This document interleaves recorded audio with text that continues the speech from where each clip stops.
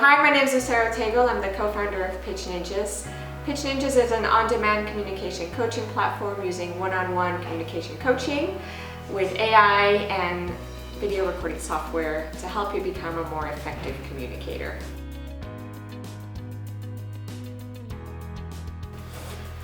Five top tips for pitching. So I'll start with the first one. This is storytelling.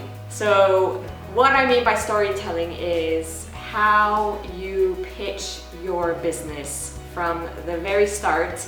So usually thinking about if there's a narrative to the company. And just to give you one example, for example, when we've pitched, I've started with my own story in terms of how difficult I found it to communicate at a very early age and how I progressed with a lot of work, got me to a stage of 200, speaking to a stage of 200 people, for example. When we've done that, we always get connection. Investors at the end tell us, your story was really heartwarming. I sensed it and I lived it based on my prior experience. So that's just a really small example because it relates to why we founded the company. It could also be an anecdote, it could be a data point, it could be a stat, for example, in terms of the market, why things are so different or difficult, and why your product is helping solve those things. The second tip is understanding who you're talking to. And I say this because pitching can come in many shapes and forms. It could be that you're part of a program and you're asked to do what they call a demo day at the end. So thinking about all the investors that are in the room, perhaps invited, it could be 30, 40, 50, you're not going to know them all. But who are they if you can get a sense of who they are? Or you also have pitching one-on-one or like 1 to 2 or 3 if it's more intimate in that way, that they want to get to know your company, they are very interested. And so what kind of a pitch are you going to do if it lasts maybe 15, 20 minutes as opposed to 3 minutes? Also thinking about what do they want. So just put yourself in the shoes of the audience. Again, very context specific, back to my point of 3 minutes, 2 minutes, 30 minutes. If you do have 15, 20 minutes, that sort of flexibility, then it's going to be a conversation with the investor, 1 or 2 or 3 that are in the room with you. But of course, context has to be very appropriate for that. So just, yes, read the audience and know the audience, I would say. The number of times I've seen decks in the 20, 30, 40 slides, again, for maybe a 3-minute pitch or a 15-minute pitch. I mean, the capacity that a human being has to look at all those slides while listening to you, I mean, there's stats around this, like attention span. Your deck is really important, keeping it really concise. I mean, normally what I advise is very few words. I mean, you probably will have graphs or charts depending on the nature of your business, but keep it simple. If you're able to present as you practice in front of a child, like if you've got a child, bring them in, borrow a child from someone. I mean, I kid you not, like a 10, 11, 12, 13, 14, I mean, you name it. Just tell them your story, your pitch, and just ask them, did you understand? Do you understand what I'm doing? I mean, and if they say, I have no idea what you just said, that is like a cue.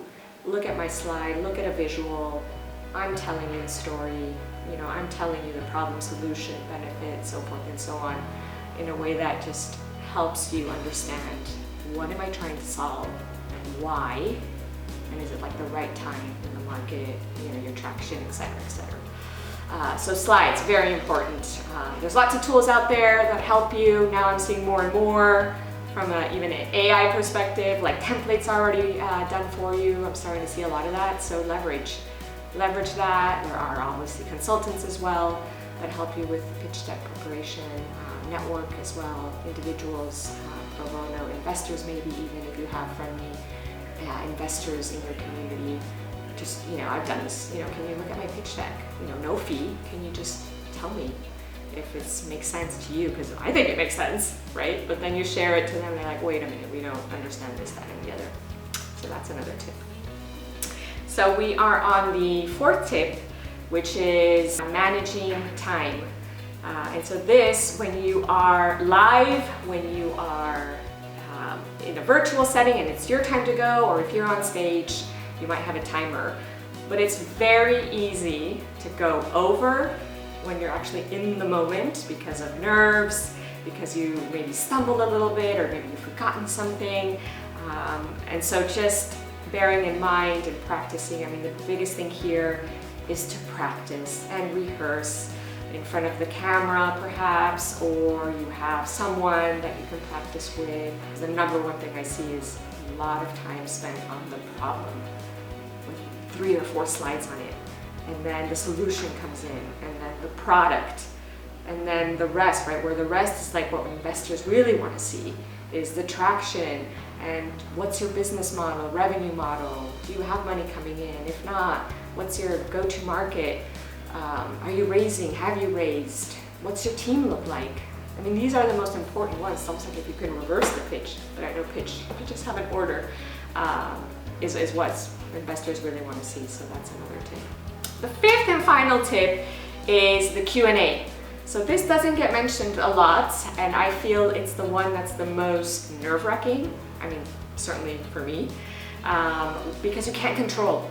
And when you cannot control what comes at you, meaning the questions that are fired, and you may not be comfortable, then of course what happens is the nerves set in, you might fumble. Tips around this is, again, if you have friendly investors or from your network of other founders who have pitched and been asked questions, like just crowdsourcing questions. I mean, I have a list of questions that I've crowdsourced that I've seen from different places. You can even Google, you know, most common investor questions when pitching Q&A.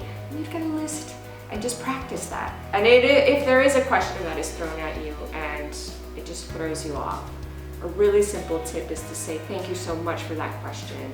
If we can take it offline, because I've got some thoughts around it and some things that I want to dig into before I answer that question. So just being really honest. You may not have that answer. You don't want to say, I don't know. But you can always say, you know, I'd love to take it offline. It's also an opportunity to connect. So those are my 5 top tips for pitching.